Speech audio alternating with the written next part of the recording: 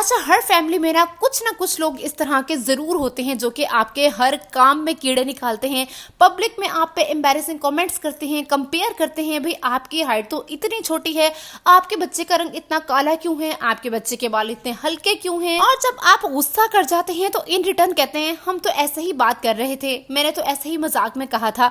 और फिर चाहते हैं कि एक्सपेक्ट ये करते हैं कि हम फिर भी हंस हंस के मुस्कुरा मुस्कुरा के उनको मिलते रहें। तो आज मैं आपको बताऊंगी इस तरह के टॉक्सिक रिश्तों को, फ्रेंड्स को मैं किस तरह से ग्रेसफुली हैंडल करती हूँ, रूड हुए बगैर, अननेसेसरी फाइट्स किए बगैर और अपना ज़हनी सुकून खराब किए बगैर, और सामने वाले का दिमाग भी ना एकदम ठिकाने लग जाता है। तो चलिए जी वीडियो स्टार्ट करते हैं। अस्सलाम वालेकुम ji and welcome back to my channel.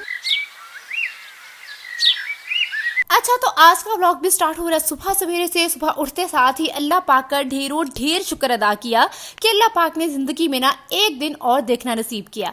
अच्छा, उठते साथ ही मैं किचन में गई तो सामने ही तरबूज पड़ा था। मैंने सोचा कि सबसे पहला काम ये करती हूँ कि तरबूज काट के ना फ्रिज में रख देती हूँ, शाम तक ठंडा हो जाएगा और फिर ठंडा ठंडा तरबूज खाने का तो मजा ही अलग है।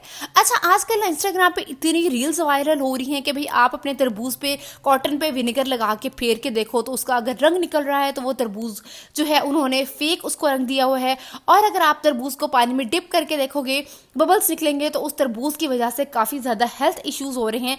तो अगर आप लोगों ने भी इस तरह का कुछ प्रैक्टिकली लाइव अपनी आंखों के सामने फेस किया है तो काइंडली मुझे कमेंट से बताना, क्योंकि इस तरह की न्यूज देख के ना डर भी बहुत लगता है। और मैं कोशिश करती हूँ कि कोई भी फ्रूट काटने से पहले ना एटलीस्ट बिस्मिल्लाह लाजमी पढ़ लूं, ताकि अल्लाह की बरकत से ना हम अल्लाह की अमान में रहें। अच्छा, आज फ्राइडे था, फ्राइडे मेरा बहुत बिजी होता है और आज हस्बैंड की फरमाइश पे मैं बना रही थी प्लेन राइस साथ आलू के कटलेट्स। अच्छा, जब भी मैं आलू के कटलेट्स बनाती हूँ ना उसमें मैं क्यूबिक फॉर्म में अनियन और टोमेटोज, ग्रीन चिलीज चॉप करके लास्ट में डालती हूँ।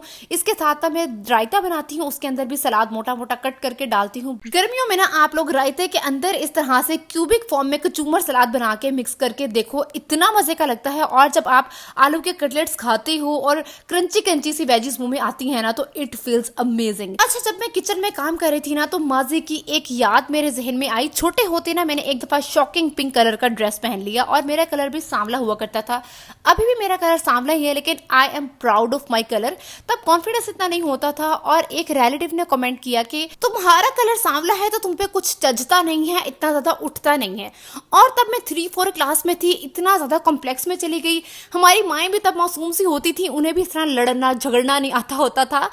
तब ऐसा लगता था कि पता नहीं अगर मेरा कलर सांवला है तो मैंने कौन सा गुनाह कबीरा कर लिया है जिसकी कोई माफी नहीं है, तलाफी नहीं है। कभी एलोवेरा जेल लगाने पाँव पे, हाथों पे कि मेरा रंग साफ हो जाए, और अगर मेरा रंग साफ हो जाएगा तो मैं दुनिया फतह कर लूंगी, ऐसे हो जाएगा वैसे हो जाएगा। लेकिन उसी रंग के साथ अल्हम्दुलिल्लाह बड़ी हो गई हूँ, अब 27 साल की हो गई हूँ और I am proud of being a सांवली गर्ल। लेकिन वो लोगों की बातें वो सारी जिंदगी के लिए ना आपके जहन में अटक जाती हैं और मेरे ख्याल से वही बातें जो कि आपको कॉम्प्लेक्स में भेजती हैं ना एक दिन आपकी ऐसी ताकत बनती हैं कि आप उसी कॉम्प्लेक्स के साथ एक दिन दोबारा खड़े होते हो और पहले से ज्यादा पावरफुल होते हो और अपनी उसी कॉम्प्लेक्स को आप ऑन करते हो और वही आपकी पावर बन जाती है। आज आपके साथ भी कुछ इसी तरह की बातें शेयर करने वाली हूँ। अच्छा, यहाँ पे सबसे पहली एडवाइस, सबसे पहला पॉइंट है उन सब माओं के लिए कि आप अपने बच्चों को, बच्चियों को घर से ही कॉन्फिडेंस दें कि अल्लाह पाक ने जैसा आपको बनाया है, आपका कलर सांवला है, आपकी हाइट छोटी है, आपके बाल कमजोर हैं, कुछ भी है, लेकिन अल्लाह पाक ने जैसा आपको बनाया है आप उसी चीज को ओन करो, उसी चीज पे कॉन्फिडेंट रहो। अगर आपने किसी चीज को बदलना है तो कभी भी इसलिए मत बदलो कि लोग मुझे अच्छा समझेंगे। आप खुद के लिए बदलो कि आप खुद को अपने लिए बदलना चाह रहे हो, आप खुद को अच्छा लगना चाहते हो। अपने बच्चों और बच्चियों के जहनों में ये बात बिठा दें कि उनकी जिंदगी का मकसद लोगों के मेयार पे पूरा उतरना बिल्कुल भी नहीं है। अच्छा, यहाँ पे अब दूसरी चीज मेरे खुद के लिए भी और सब यंग गर्ल्स के लिए, लेडीज के लिए, कि आप खुद को बहुत स्ट्रॉन्ग करो। किसी की भी क्रिटिसिज्म को, किसी के भी कंपैरिजन को दिल पे मत लिया करो, क्योंकि मैंने नोट किया है कि अक्सर लोग ना आदत से मजबूर होते हैं। आप कुछ भी कर लें वो फिर भी कमेंट करेंगे ही करेंगे। एक गंदा कीड़ा होता है उनके अंदर जो उनको ना सुकून से बैठने नहीं देता। तुम बहुत वीक लग रही हो, तुम्हारे मुंह पे कितने एक्नी है। भाई एक्नी है, मुझे खुद भी नजर आता है। मैं जब शीशा देखती हूँ तो मुझे अपने एक्ने स्कार्स, अपने ब्लैक हेड्स, व्हाइट हेड्स, सब कुछ आपसे ज्यादा नजर आता है। आपको मुझे बताने की जरूरत नहीं है। मेरी हाइट छोटी है, मेरे बच्चे की नींद कम है, मेरे बच्चे के बाल कमजोर हैं। पहले मैं इन चीजों को बहुत ज्यादा दिल पे लेती थी, बहस करती थी सामने वाले को, भाई आपने ऐसा क्यों कहा, आप अपने थॉट्स चेंज करें, आप अपना पर्सपेक्टिव चेंज करें। लेकिन यहाँ पे सबसे बेस्ट चीज पता क्या है कि जब कोई इंसान आपको क्रिटिसाइज कर रहा है ना तो इन रिटर्न वो आपको कंट्रोल करना चाह रहा है। वो चाह रहा है कि आप उसे कोई रिएक्शन दें, और जब आप उसे कोई रिएक्शन देते हैं ना तो फिर उसको सेटिस्फेक्शन मिलती है कि हाँ भाई, जो मैं काम करना चाह रहा था ना, तो मेरा मिशन हो गया कंप्लीट। तो सबसे पहली बात ये कि किसी भी दूसरे इंसान की ओपिनियन की आपकी लाइफ में आपकी खुद की ओपिनियन से ज्यादा इंपॉर्टेंस होनी ही नहीं चाहिए। और अगर आपने रिप्लाई करना भी है तो क्रॉस क्वेश्चनिंग करें, अच्छा क्या वाकई, अच्छा सोचते हैं इस बारे में क्या करना है। जब आप इस तरह के शॉर्ट और कंफ्यूजिंग रिप्लाई देते हैं ना, इससे फिर दूसरा बंदा मजीद परेशान हो जाता है। अच्छा, यहाँ पे दूसरी बात ये कि अक्सर लोगों के ना घरों का पता चलता है उनके बच्चों से, क्योंकि मैंने नोट किया है कि अक्सर ना छोटे बच्चे भी दूसरे छोटे बच्चों को टॉन्ट मारते हैं, और इससे पता चलता है कि उन बच्चों की तरबियत किस तरह के माहौल में हो रही है। अब ना मैं एक फैमिली गैदरिंग में गई और वहां पे एक बच्चा दूसरे को कह रहा है कि भाई तुम तो बिल्कुल ही सूखे सड़े से हो, तुम्हारी तो सेहत ही नहीं है, तुम्हारी मम्मा तुम्हें कुछ खाने को नहीं देती। अब एक इतना छोटा सा बच्चा जो कि कम से कम वो 2 क्लास में होगा बच्चा, और जो कि मोहल्ले की आंटियों की तरह ना दूसरे बच्चे को जो कि उससे भी छोटा है वो टॉन्ट मार रहा है। अब ये चीज जाहिर सी बात है उसने अपने घर से सीखी है, उसके बड़े इसी तरह से पीछे से बातें करते होंगे, टॉन्ट करते होंगे, जज करते होंगे, और उसने भी यही चीज अडॉप्ट की, और इतनी सी उम्र में वो इतने बड़ी बड़ी आंटियों वाले ताने दे रहा है। अब यहाँ पे अगर कोई आपके बच्चे को पब्लिक में बैठ के इस तरह से करता है ना, कि आपके बच्चे को कोई भी चीज पॉइंट आउट करता है कि आपके बच्चे के बाल कितने कमजोर हैं, आपका बच्चा सूखा सड़ा सा है, यहाँ पे अब आपने स्मार्टली रिस्पॉन्स कैसे करना है, क्योंकि अक्सर लोग इतने ढीठ नस्ल के लोग होते हैं ना कि उनको खामोशी की जुबान समझ ही नहीं आती।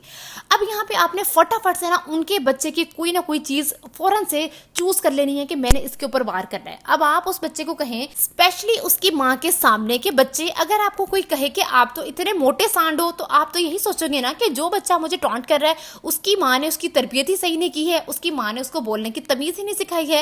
इस तरह से ये टॉन्ट इनडायरेक्टली उसकी माँ के ऊपर जाएगा, और उसकी माँ आपको कुछ कहने वाली भी नहीं रहेगी, और उसकी तबीयत भी वहीं पे साफ हो जाएगी। आपको ना इस चीज का पता होना चाहिए, अपने दिमाग को हाजिर रखा करें कि कहाँ पे आपने स्मार्टली और इनडायरेक्टली कैसे वार करना है। और इसका सबसे बड़ा फायदा पता क्या है, कि आपके बच्चे खुद को स्ट्रांग और कॉन्फिडेंट फील करेंगे, सिक्योर फील करेंगे। अच्छा, फिर एक और बहुत ही गंदी चीज आ जाती है, कंपैरिजन। और हमारे यहाँ देसी फैमिलीज में ना कंपैरिजन बहुत ज्यादा किया जाता है। देखो फलां की बच्ची कितनी एक्टिव है, देखो उसका घर कितना वेल ऑर्गेनाइज्ड रहता है, देखो वो सब कुछ मैनेज कर लेती है, देखो तुमसे छोटी है वो सब कुछ पका लेती है। और ये चीज सबसे ज्यादा डेंजरस होती है जब एक औरत खुद को वाकई कंपेयर करना शुरू हो जाती है, और इस कंपैरिजन में वो कॉम्प्लेक्स में जाना शुरू हो जाती है। हर एक की लाइफ डिफरेंट होती है, हर किसी का एनवायरनमेंट डिफरेंट होता है, हर एक की परवरिश डिफरेंट टाइप के एनवायरनमेंट में हुई होती है। तो अगर कोई कंपेयर कर रहा है और इन रिटर्न आप डिफेंसिव होंगे ना, तो सामने वाले को लगेगा कि वाकई आपके दिल पे ये बात लगी है। आप सिंपल सा कोई भी जवाब दे सकती हैं। ये जवाब दे दें कि हर किसी का अपना अपना स्टाइल होता है, या फिर ये जवाब दे दें कि अच्छा है कि अल्लाह ने उसको ये क्वालिटी दी है। इस तरह से सामने वाले की ईगो को थोड़ी सेटिस्फेक्शन मिल जाती है और वो खुद ब खुद डाउन हो जाता है। काम और इमोशनली कंट्रोल औरतों को ना हमारे माशरे में कहा जाता है कि ये तो हाथ से निकल गई हैं, और इस तरह की औरतों को ना कोई जल्दी छेड़ता है, ना उनसे कोई पंगा लेता है, क्योंकि उनको पता है कि इनको या तो कोई फर्क नहीं पड़ना, और अगर इन्होंने कोई जवाब दे दिया तो हम किसी को मुंह दिखाने के लायक नहीं रहेंगे। अच्छा, यहाँ पे ये सब रिस्पॉन्सेस थे उन लोगों के लिए जिनसे आपने कभी कभार कहीं ना कहीं गैदरिंग में मिलना है, और उन लोगों के साथ जिनके साथ आपने हर रोज रहना है। अगर आप ज्वाइंट फैमिलीज में रहते हैं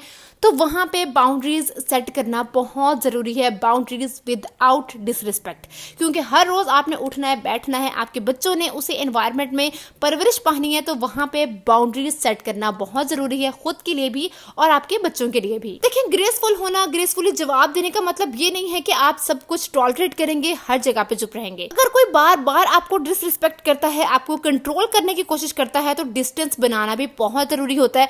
हर जगह जब आपको बार बार एक्सप्लेन करना पड़े, खुद को क्लैरिफाई करना पड़े, ये चीज आपको बहुत ज्यादा मेंटली एग्जॉस्ट कर देती है। और दिल में फिर आप सोचते हो कि क्या सारी जिंदगी में इसी तरह सफाइयां पेश करती रहूंगी, क्या सारी जिंदगी में ऐसे ही खुद को क्लियर करती रहूंगी। देखिए, जिसने समझना है ना उसने बगैर कहीं समझ लेना है, और जिसने नहीं समझना है ना उसके आप पाँव भी पकड़ लेंगे ना, उसके बावजूद भी उसने बात समझ के आपके सर के ऊपर एहसान ही करना है। कोई भी टॉपिक जिस पे आप कंफर्टेबल नहीं है, आप नहीं चाहते कि आपके बच्चे के साथ किसी को कंपेयर किया जाए, आप सिंपली बहुत सॉफ्ट टोन में ये बात क्लियर कर दें।